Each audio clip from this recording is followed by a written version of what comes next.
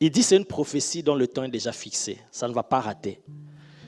On voit ici, on comprend que la prophétie, quand on parle de prophétie, c'est quelque chose qui est lié à l'avenir.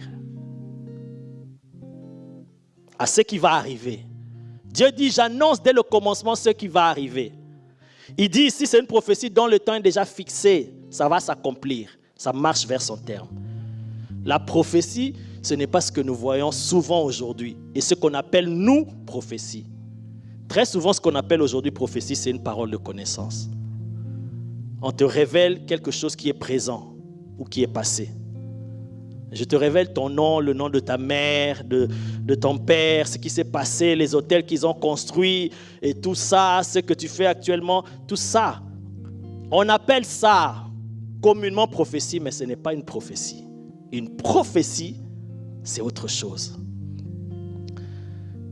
Une prophétie, c'est la dimension de Dieu qui dit, aujourd'hui, il te dit quelque chose qui va s'accomplir 500 ans plus tard. Mais il te dit ça aujourd'hui.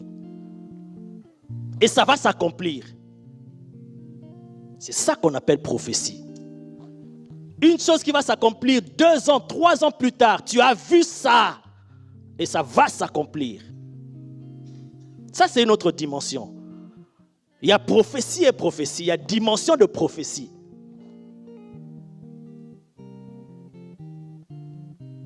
Un jour, par la grâce de Dieu, on va partager sur cela. Sur ces ministères-là, sur chaque ministère. Et tu vas comprendre qu'il y a des gens dans la Bible que Dieu appelle prophètes. Que Dieu, il voit, il dit les prophètes. Mais tu ne le verras jamais, il a prophétisé des détails sur la vie des gens. Mais c'est Dieu qui dit, il est mon prophète. Donc ça n'a rien à voir de ce que nous comprenons aujourd'hui de prophète.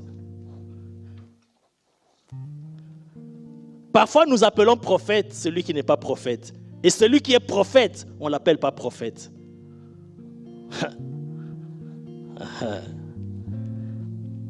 Samuel, il dit à Saül, il dit, quand tu me quitteras ici aujourd'hui, voici, tu vas rencontrer ça.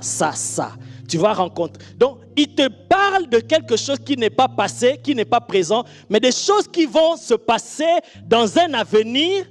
Et ça se passe exactement, sans qu'il y ait complication. Ça, c'est une dimension de prophétie. C'est ce que Dieu fait. Il annonce des choses. Il dit à Abraham, 400 ans. Avant, il y a longtemps, il dit 400 ans. Quand il parle à Abraham, ah non, que Dieu nous aide.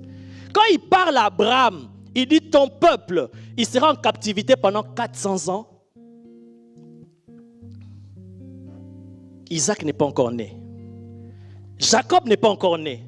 Ça veut dire Israël comme peuple, comme nation, ne s'est même pas encore formé. Mais il dit à Abraham, ton peuple, qui n'existe pas encore, il sera esclave pendant 400 ans. Et je vais le délivrer. Waouh!